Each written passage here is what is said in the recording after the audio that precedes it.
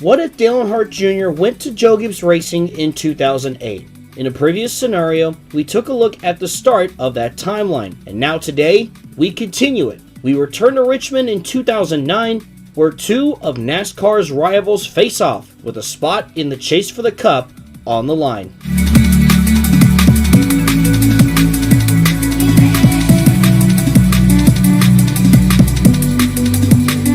Welcome to Volume 18 of Racing Infinity, where today we continue the story from Volume 8, where Dale Earnhardt Jr. went to Joe Gibbs Racing instead of Hendrick Motorsports. In that video, we highlighted the 2008 Spring Richmond race won by Clint Bowyer, and now we fast forward to Richmond's second race in 2009. Dale Jr. and Kyle Busch have had up and down sophomore seasons with their new teams, and are both on the bubble to make the chase for the Sprint Cup. Before we get to that, let's highlight what happened in the rest of 2008 and 2009. At the end of 2008, Dale Earnhardt Jr. would end up with 5 wins on the season, but slipping back during the chase and finishing 10th in the points. Dale Jr. would collect wins at Darlington, the first Dover race, Sonoma, and New Hampshire. Kyle Busch, on the other hand, would finish 12th in the standings, earning 4 wins on the year that included the Coke Zero 400 at Daytona, Chicagoland, and Watkins Glen. The biggest silly season move in 2008 has to do with the 25 car at Hendrick Motorsports. After a disappointing winless season, Casey Mears is still released by Hendrick Motorsports, but with Mark Martin already in the 5 car, who takes over? After a pair of consistent seasons in DEI's number 1, Martin Truex Jr. signs with Hendrick, who believe they can give him the push to earn his second career win and more. Casey Mears still goes to the 07 at Richard Childress Racing, with Clint Bowyer switching numbers to the 33. Just like in real life, DEI merges with Ganassi, but their lineup is a little different. First, Kyle Busch purchased a stake in ownership in his number 8 team to provide it more stability. He is teammates with Juan Pablo Montoya in the 42, while the 1 car goes part-time with a new driver, Eric Amarola. He's currently running for KBM in the Nationwide Series and could bring this car full-time in 2010 if the team can get enough sponsorship. Dale Jr. still drives the number 18 Amp Energy Toyota for Joe Gibbs Racing, while Joey Logano still replaces Tony Stewart in the 20 car. However, thanks to an injection of sponsorship, their part-time 02 car makes a return, driven by Junior Motorsports' Brad Keselowski. Bass Pro Shops reunites with Dale Jr. in the Nationwide Series. Keselowski has had an up-and-down series of Cup starts, but he was put on the map with a massive upset win at Talladega. There's a chance Brad could go full-time in 2010 if Gibbs stays a hot team. One last note to make. The 09 of Phoenix Racing still has a rotation of drivers. With Brad Keselowski in the Toyota camp, they turn to Stephen Wallace, the son of Rusty Wallace, as their young prospect. He's focused on the plate races, but he'll be running here at Richmond today. Dale Jr. had a slow first half to the season, with the exception of a win at Las Vegas. He's come alive recently, including a win at the Bristol night race that broke him into the top 12 in points. Kyle Busch had a pair of short track wins, the spring Bristol race and the first race at Richmond, but these are his only 2 wins so far. And now we head into Richmond, the last race before the chase. One last spot is up for grabs, and it's nearly a dead heat. Dale Earnhardt Jr. holds a 15-point lead over Kyle Busch for the last spot. And remember, in the 2000s points format, that deficit can be made up in just 2 or 3 positions. They're not the only 2 vying for it, however, because if both of them have an off day, Matt Kenseth, Brian Vickers, and Martin Truex Jr. are all in position to pounce from behind. 5 drivers are fighting for 1 spot in the hunt for the championship, and at the end of the night, we'll see who takes it. This race will have 42 cars in the race, and there will be 120 laps. And now, here's a look at your starting lineup for the 2009 Chevy Rock and Roll 400. Starting on the pole is Dale Earnhardt Jr. in the number 18, so he's in a good spot to begin with to see if he can make the chase. And starting next to him is his teammate, Denny Hamlin. Starting third is Kyle Busch there in the 8, and Ryan Newman in the 39 for Stewart-Haas Racing. He'll start in 4th. Behind them is Mark Martin in the 5 alongside Hendrick teammate Jimmy Johnson. He'll start 6th.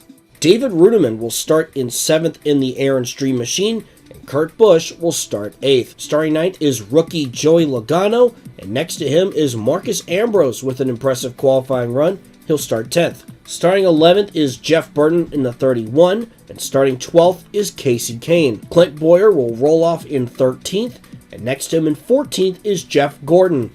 In 15th, you'll find the 99 Ford of Carl Edwards, and next to him is Reed Sorensen.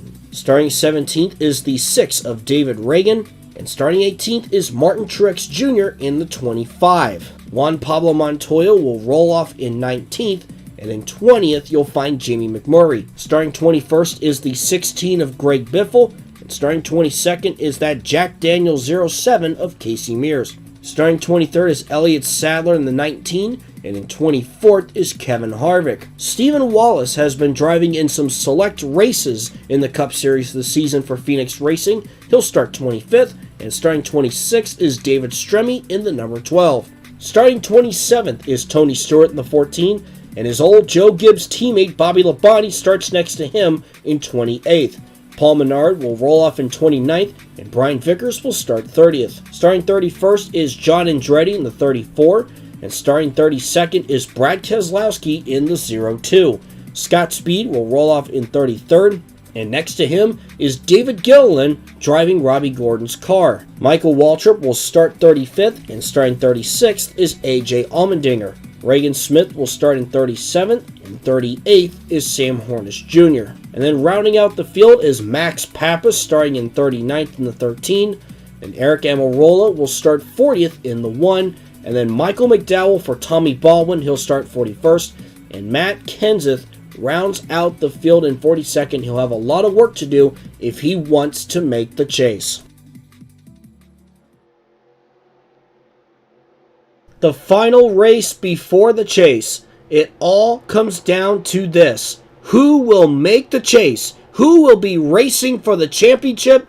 Dale Earnhardt Jr. and Denny Hamlin on the front row, and we're off at Richmond.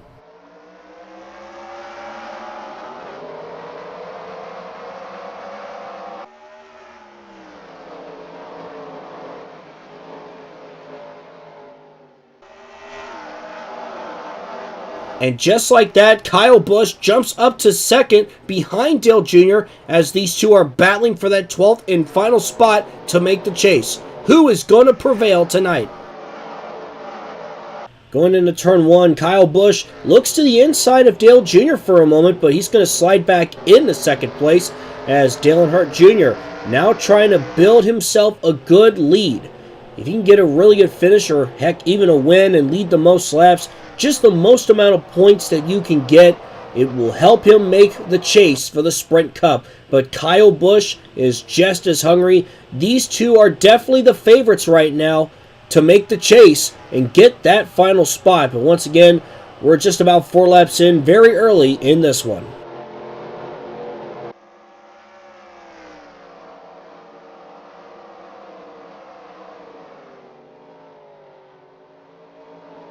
"23 laps in, as now we're seeing the double zero of David Rudiman going down pit road in what appears to be an unscheduled pit stop. He was running in 5th. Rudiman, of course, picked up his first career win earlier this year at the Coca-Cola 600. So it looks like David Rudiman has a flat tire, and he had to come down pit road because of it. So they're going to get 4 fresh Goodyear Eagles on that double zero Air and Stream machine, and a tough break for Rudiman after having a great qualifying run.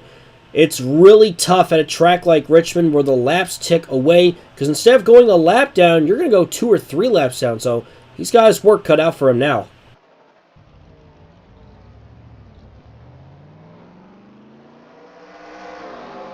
"30 laps are complete here at Richmond as Dale Earnhardt Jr. continues to lead since the drop of the green flag, as we see him go by Max Pappas, putting him a lap down. Dale Jr. feels good about his car tonight and hopes to get as many points as he can to make the chase.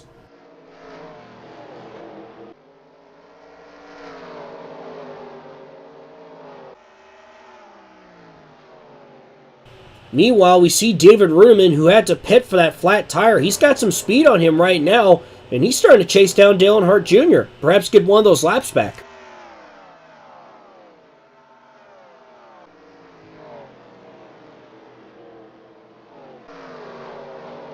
And now David Rudiman comes fighting back as he's working to get back on the lead lap.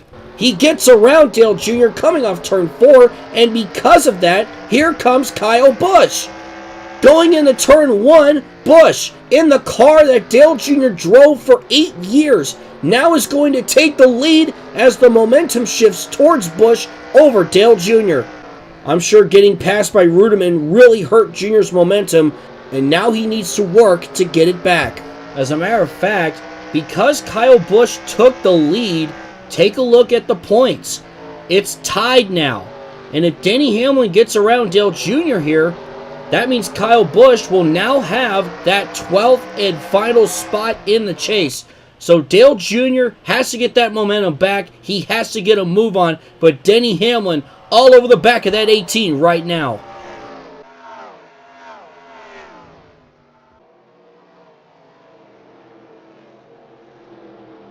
Looking at the battle for second, and now heading into turn 3, Denny Hamlin goes to the inside of his teammate, and he will take second away from Dale Jr.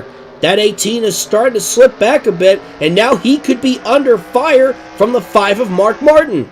And as Martin is chasing down Jr., Kyle Busch, as I mentioned, with that pass from Denny Hamlin, now has that final spot, but there's still a lot of racing left to go. But Dale Jr. has got to get back up there some way, somehow. Since that pass of David Rudiman, it has not done him any favors. And as you see, we're on board with Mark Martin as he starts to chase down Dale Earnhardt Jr.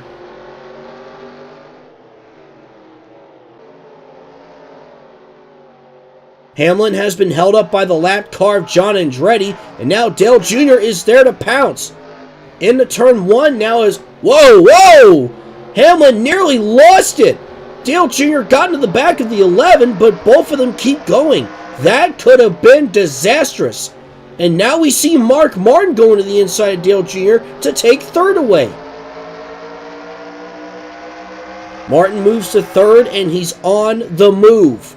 Now he's going after Denny Hamlin for second.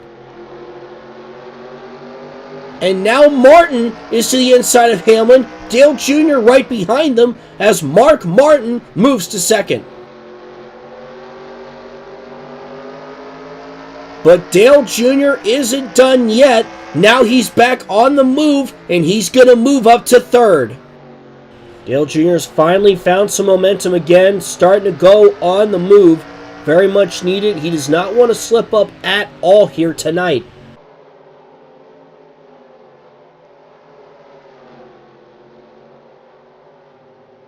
Let's take a look at that replay, by the way. And again, that could have been really disastrous. Dale Earnhardt Jr. getting into his teammate Denny Hamlin, but thankfully nothing bad occurred there, and we still keep moving. But once again, almost a really bad situation that could have occurred here at Richmond. We are nearing halfway now as we begin to see the leaders come down pit road. We've had a long green flag run, and these pit stops could really determine the outcome of this race. But not only that, but also who makes the chase for the Sprint Cup.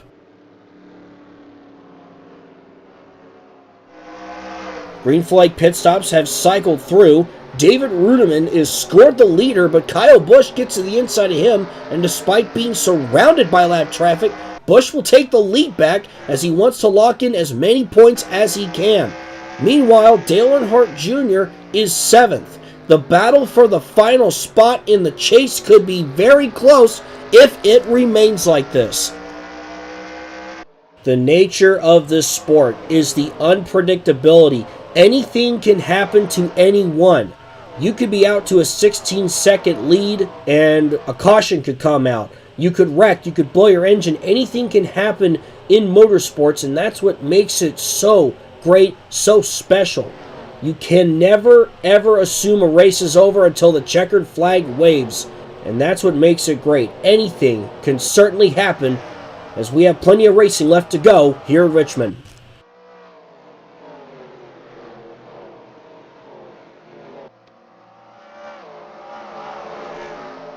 Now we see Hamlin up to second, but he is about a second back from Kyle Busch. Can Hamlin add some momentum before the chase begins?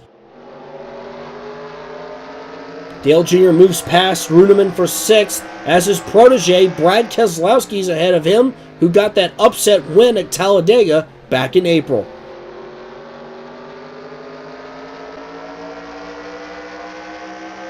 And quickly, Dale Jr. gets past Keselowski.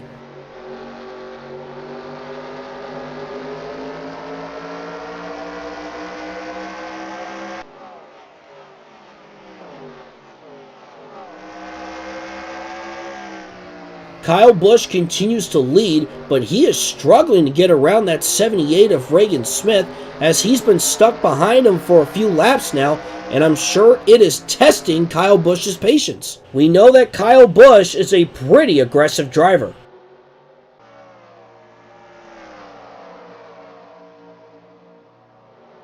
Coming to 25 laps to go as Denny Hamlin is chasing Kyle Busch down.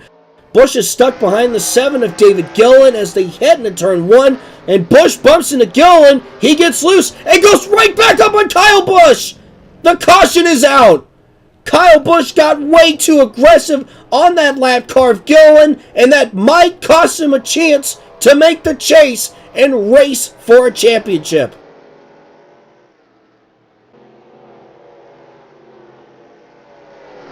And we're definitely going to have to take a look at the replay as we see another incident going on here. Jeff Burton going spinning there. Looks like he got turned by the 24. We'll take a look at that as well.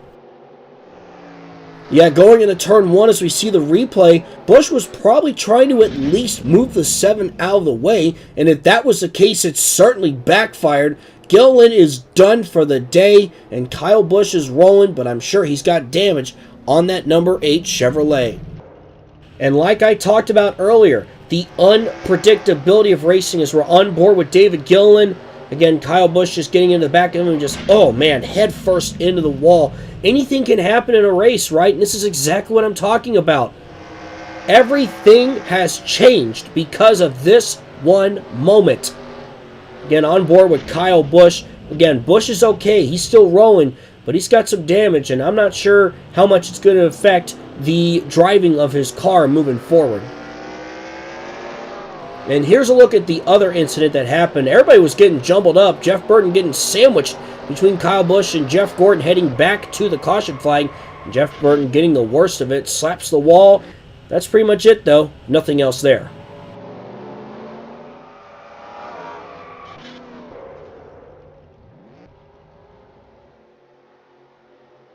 Denny Hamlin now leads after a round of pit stops under yellow. Mark Martin is second and Dale Earnhardt Jr. is third as we get back to racing with 18 laps to go.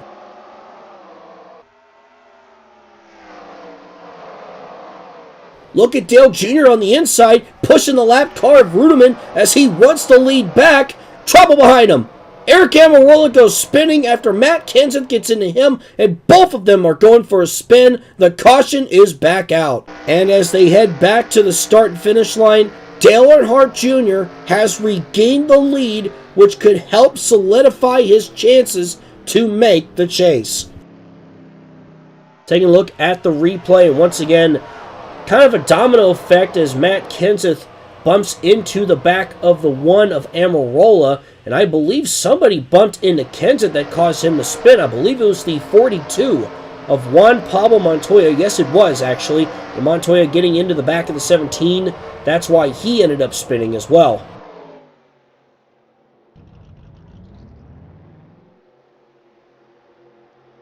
"13 laps remain as everyone is lined up and ready to go. Dale Jr. leads, Denny Hamlin, Mark Martin, Jimmy Johnson, and Kyle Busch are the top 5 as the green flag waves and we're back underway."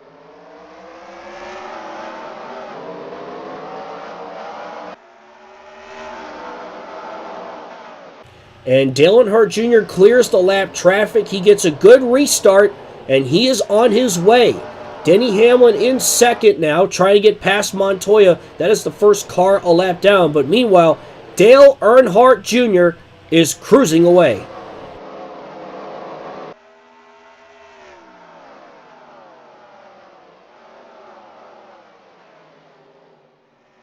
2 laps remain, and Dale Earnhardt Jr. heads into turns 3 and 4, and he's going to come back around to the white flag. Final lap here at Richmond, a track that Dale Jr. has won here 3 times before, and he's about to make it number 4, as this could be a massive momentum boost for him into turn 3 for the final time, and Dale Earnhardt Jr. is going to head into the chase with a well-earned win.